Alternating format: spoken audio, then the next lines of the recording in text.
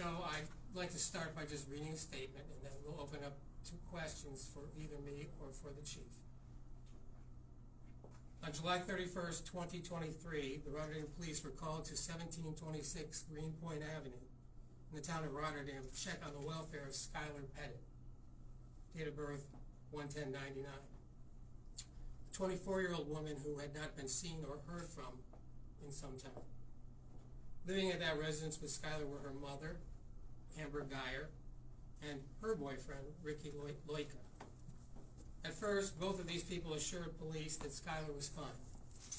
When the police asked to see her in person, they admitted that she was deceased for some time and that her body was upstairs, wrapped in plastic and blankets in her bed. Skylar Pettit had Down syndrome and had been an insulin-dependent diabetic since 2014 and was wholly dependent upon her mother for her care. Amber Geyer told police that one morning in April, she went into Skylar's room and found that she had died during the night. She claimed that she couldn't bear to leave her side, so kept her corpse in her bedroom rather than call authorities. Although both Ms. Geyer and Mr. Loika could have been arrested that day for concealment of a corpse, both the Rotterdam Police Department and the Schenectady County District Attorney's Office agreed to commence an investigation into the circumstances of Skylar Pettit's death to determine if other criminal charges were appropriate. The lead investigator for the Rotterdam Police was Investigator Michelle Crandall, and Assistant District Attorney William Lemon conducted the investigation along with me from my office. The investigation was complicated by the fact that the information available to the medical examiner from Skylar's remains to determine her cause of death was compromised by the passage of time and decomposition. It took some time to conclude this investigation because of the need to fully examine Skylar's medical history involving her general practitioner, her pediatric endocrinologist, her adult endocrinologist, her cardiologist, her dermatologist, and a thorough examination of her pharmaceutical history. It also became a financial crimes investigation, relying in part on records from the Social Security Administration. As an aside, Will Lemon, who heads up this investigation, is actually my financial crimes bureau chief. That investigation has now culminated with a presentation to a grand jury in Schenectady County in which we called 18 witnesses and put in 35 exhibits over 3 days of testimony. The grand jury has returned a sealed indictment containing 9 counts against Amber Geyer and 6 counts against Ricky Loika. I would remind you that an indictment is just an accusation. Both of these defendants are entitled to the presumption of innocence and all of their other constitutional rights, including a right to trial in which their guilt would have to be proven to 12 unanimous jurors beyond a reasonable doubt. Amber Geyer is accused of 2 counts of homicide, manslaughter in the second degree, a Class C felony for recklessly causing the death of Skylar Pettit, and alternatively causing her death by criminal negligence, which is a Class E felony. The theory of the prosecution is that Amber Geyer stopped taking appropriate care of Skylar by the summer of 2022, ceasing treatment by any of her physicians at all, and last filling an insulin prescription for Skylar in February of 2022. Skylar's condition had deteriorated by February of 2023 due to inadequate insulin, to such a point that she was bedridden and wasting away. Her body was unable to process carbohydrates and instead was breaking down whatever muscle and fat tissue she had left. In addition, she had a severe untreated skin condition that made her susceptible to infection. These conditions caused her death due to a cardiac arrhythmia with a possible pneumonia, all resulting from inadequate care of her diabetes by her mother, who is also an LPN. Amber Geyer is accused in a 3rd count of endangering the welfare of an incompetent or physically disabled person in the 1st degree, a Class E felony. Both defendants are charged with the crime of concealment of a human corpse, a Class E felony. Ricky Loika is charged with the crime of hindering prosecution in the 2nd degree, a Class E felony, by rendering criminal assistance to Amber Geyer in order to conceal her commission of a Class C felony, the crime of manslaughter in the 2nd degree.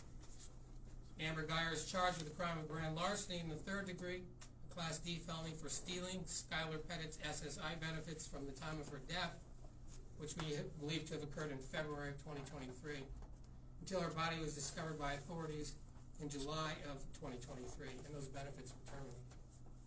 Mrs. Geyer was the responsible payee on Skylar's SSI account, and in this charge is accused of converting more than $3,000 to her own use after Skylar's death. We believe the total was somewhere around $5,000.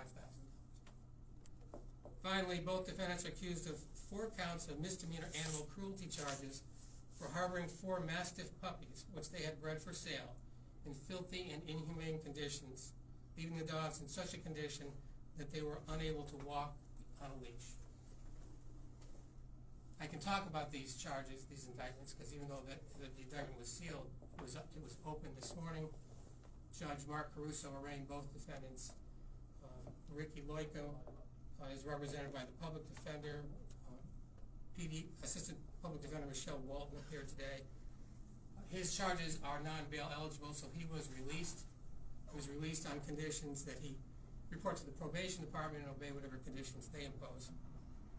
He was also ordered not to have any companion animal. Amber Geyer was also arraigned by Judge Caruso. She was represented by conflict defender Tracy Chance.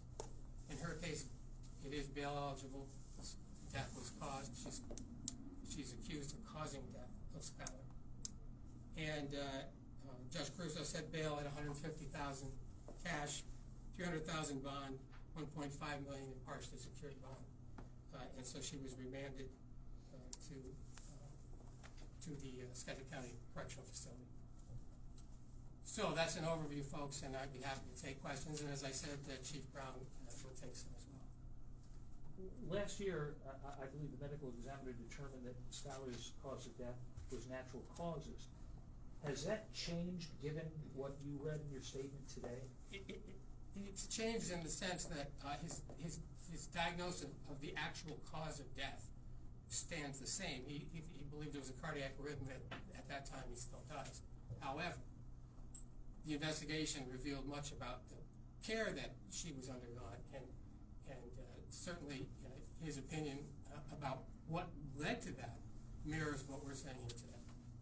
I don't know if I've heard an answer to the question why. Why would a mother let her child go through such agony? That's a very hard question to answer. It seems that at some point she just gave up. Now, this office has had to deal with horrendous cases recently involving the death of children. And, the last 3, the Persia Nelson case, the dropping her baby into a pit. This case, just this last weekend, Mr. Busky accused of leaving his 5-year-old girl to die of dehydration.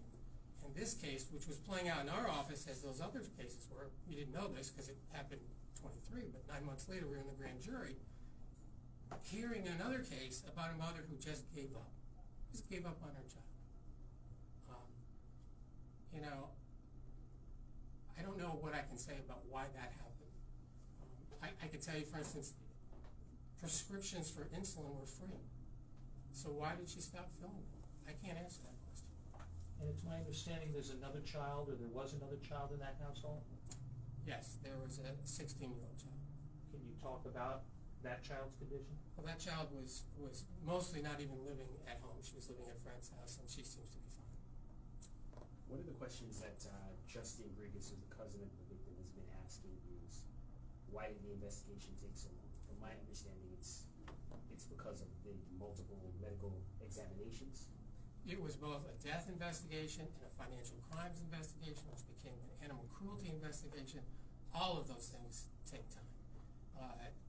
This was an investigation that was built by numerous subpoenas, and those things take time. And when you learn one thing, that then triggers the need to find out different things. So it's not like it's an entirely different situation from the other 2 cases I just talked about, which happened in a discrete period of time. And of course, in these cases, we've had the body from the beginning. In this case, the body was concealed from us, so much of the evidence that might have been obtained from those human remains were denied to us. Have Amber and Ricky been arraigned, and are these charges bail eligible? Yeah, I just went through that. I'm sorry. Yes, they were both arraigned by Judge Caruso this morning at 11 o'clock, 11:30. Ricky Loika's charges are not bail eligible. He was released. Amber Geyer's are, and she was remanded on $150,000 cash bail. Why not charge the two with concealment of a corpse first, and then why was that decision made of not having that and then having the other charges maybe follow? That's one way that it could have gone, but we have to be careful about charging some of the crimes in an incident and not others. Something called charge splitting, where there could be an argument that jeopardy is attached. If you do a partial prosecution and then go back, and that case was resolved in the interim. So, and we just thought that there were questions that needed to be answered, and over time we could get those answers, and we believe we have. Are there mugshots that are going to be available? I don't have them at this time, but we could talk afterwards. Can you talk about what led police investigators to discover Skylar's body? Was it a family member that called us in? Was it a neighbor? Look out for your head there. Screen. What led to us responding to the residents that day was a member of the Mohonasen School District who had dealt with Skylar in the past, recognized that she had not been heard from for several months, so just contacted us to check her welfare. That's what led us to the residents that day. Was she in a school program? I believe so. Do you know off the top of your head? She had since graduated from Mohonasen, but she was attempting to be placed into an alternate program, just not at the time she was in. Have police had any contact with the two defendants accused of these crimes prior to this incident? Not that I'm aware of. Criminal, you mean? Yeah, criminal or any complaints in the neighborhood or anything? Not that I'm aware of. It's hard to imagine that they maybe didn't see this coming today, or that these arrests were coming, right? I mean, do you think that they thought they were in the clear, or what? I don't know what their thoughts were exactly, but I can say that didn't seem surprised when we showed up yesterday to pick them up and arrest them. And I'll just say, and I know District Attorney Carney touched on this, is when we responded to the residents that day, there was certainly more questions than answers. We knew that like he had mentioned, we knew that we could charge the concealment of a corpse, but we felt that it was necessary to broaden this out to a larger investigation, and that's why it took the length of time that it did. What's the next thing to happen in this case? We have to fulfill our discovery obligations in the case. We have 30 days to do that, and then and Judge Caruso are bringing them both back on, I think, May 21st. He ordered for a report on that, and from that point on, then we finish the discovery phase, and the defendants make their motions, and move on from there. Can you explain you mentioned the mother was Skylar's caretaker, was in charge of administrating her medication. Can you why not a steeper charge, like a murder charge instead of a manslaughter charge? We certainly considered that. We researched it. We pulled all the cases. We're pretty familiar with those charges now at this point. And the distinguishing factor which led us to believe that charge would not be appropriate as a grave murder charge is that charge requires a proof of a mental state of utter indifference to the welfare of a person. The proof here showed that she continued to take care of her to some degree. Not enough to keep her alive, but it didn't show utter indifference. And so we felt that theory of the crime would have been a stretch in this proof. And it's basically analyzing the facts and applying the law appropriately. That's the decision. That's the way we make decisions. So that was our thinking in this case. Was Skylar verbal? Yes. Is there any reason to believe, any evidence that she had a discussion with her mom and she she may have said, Mom, I'm tired of this? There's no evidence of anything like that. Since Skylar did need a caretaker, were there other agencies that were obligated to check up on her or look after her that were also investigating? There was an agency that was involved in overseeing her care, and they were unaware of exactly what was going on. Also, this plays out under the fact that a lot of these agencies that are required to monitor, became very difficult after the pandemic and during the pandemic in terms of making home visits and doing that. So a lot of them went to more remote ways of contacting, and that it made it a little harder to know what was going on in the household. And Amber Geyer was not exactly welcoming everybody in to see what was going on.